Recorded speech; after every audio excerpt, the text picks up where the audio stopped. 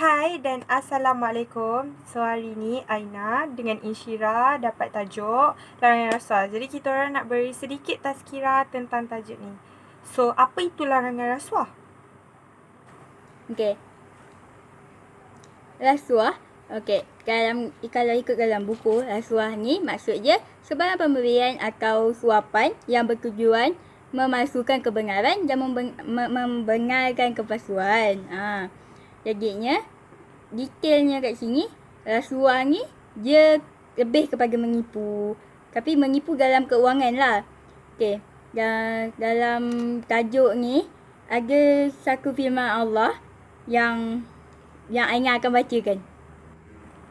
Okay, so dalam surah Al-Baqarah ayat 188 yang bermaksud, dan janganlah kamu makan atau mengambil harta orang lain antara kamu dengan jalan yang salah, dan jangan pula kamu memberikan rasuah kepada para hakim kerana hendak memakan atau mengambil sebahagian daripada harta manusia dengan dosa, sedangkan kamu mengetahui salahnya.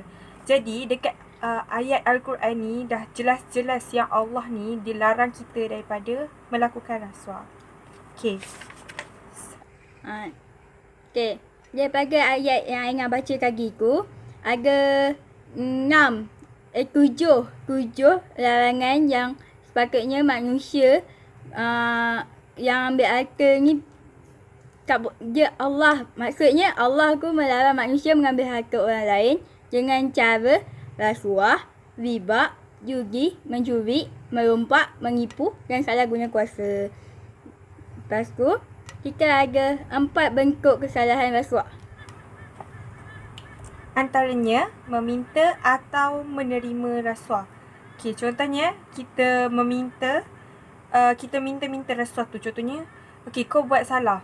Jadi, kau kena bagi aku dalam duit untuk tutup kau punya kesalahan tu. Macam tu.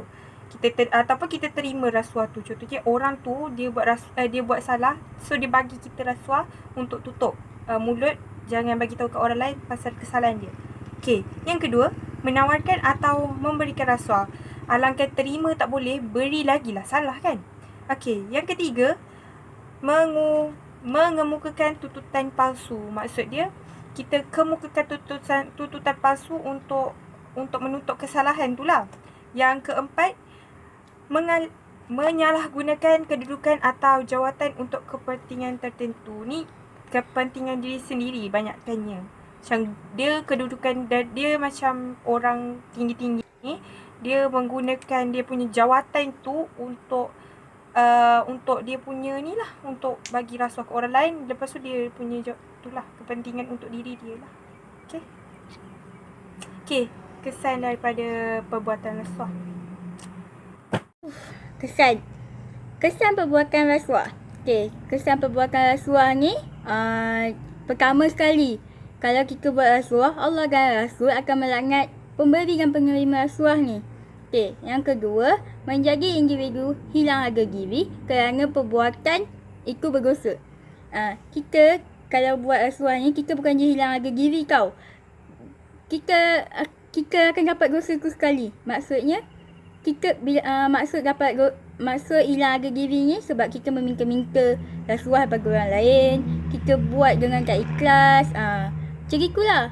Lepas tu yang ketiga, kita melumpuhkan pula. Kesan perbuatan rasuah ni dia akan melumpuhkan ekonomi negara akibat daripada kos pengurusan yang meningkat. Maksudnya, kalau kita buat kalau kita rasuah, kita punya negara kita, ekonomi dia tu akan merosot tau. Sebab kalau biasanya rasuah ni biasalah orang kaya, orang yang berada macam itu, orang yang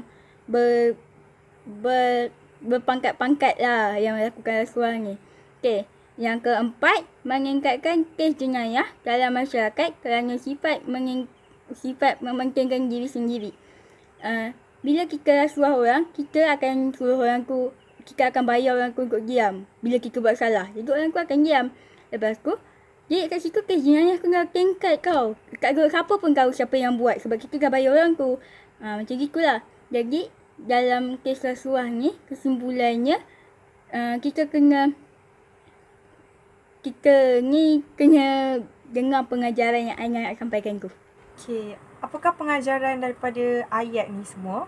Okey, sebagai umat Islam, kita hendaklah mencari rezeki yang halal agar tidak menyalahi syariat Islam. Maksud dia kita kena cari rezeki yang halal. Janganlah macam ayat kat atas pun dia cakap kita janganlah berjudi, kita janganlah merompak kan. Selain rasuah kan. Rasuah tu pun tak boleh juga. Okey, yang kedua, kita hendaklah menjauhkan diri daripada memberikan rasuah supaya kita tidak menzalimi diri dan masyarakat. Kita ni janganlah